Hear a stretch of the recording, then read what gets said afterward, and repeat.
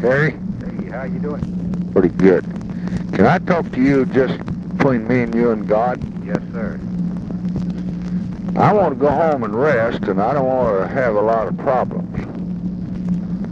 But I don't want a bunch of wild men that can't carry a single state taking over my party that I worked so hard for. And I was very unhappy at a lot of the things that they said and they did from Arthur Schlesinger on down. Now, the Vice President's a sweet, good man, but he's not he's not very tough and not very hard and not much of a director, and he just laughs off all these things, and then the last man talks to him, he agrees to everybody he sees. Now, I talked to him last night, and he's talking about Jim O'Hara and a few guys like that, and in the course of the conversation, your name came up, and he said he'd be willing to have you as national chairman, and I said, well, by God, he is the national chairman. Now, let's just agree on that here and now. And he said, all right, that he was for it, that he was going to talk to you.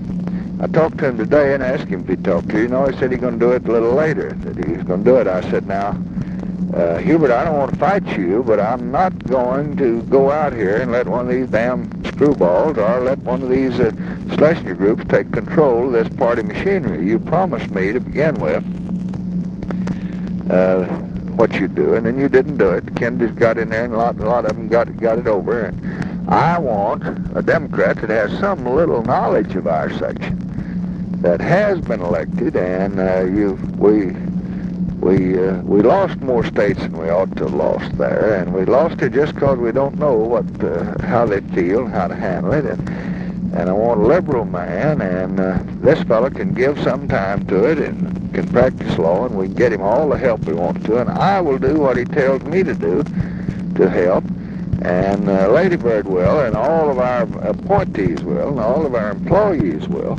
But we're not going to give that cooperation to anybody else. He said, I'm going to get him, and he's going to do it. Now, he's going to call you, or I'm going to give him hell. When he calls you, I just say, well, I don't want to do it unless I'm the only man can bridge the thing, and if the president wants me, and you want me, and the rest of you want me, I'll do it. Then you can go get you some good clients that are discreet, because we're not in power, and you haven't got any influence with Nixon. Nobody can charge you with running his outfit, but you can damn sure have a lot with some of our friends, and you can have a reasonable case, and they'll give you a good situation, and we'll all get out here and help you.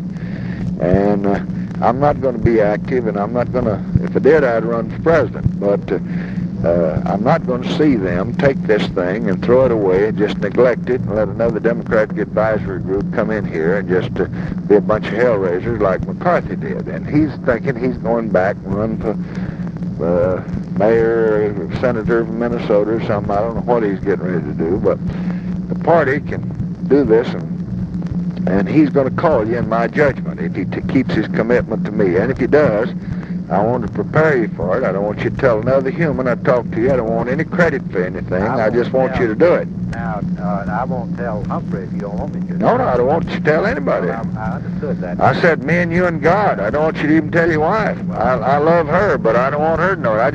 And I said, now, Hubert, we just got to build on these young people. We don't need to lose Florida. We don't need to lose North Carolina. By God, we wouldn't if we had somebody in charge that knew how to handle it. I didn't lose either one of them. That's right. And I'm supposed to be older than you are.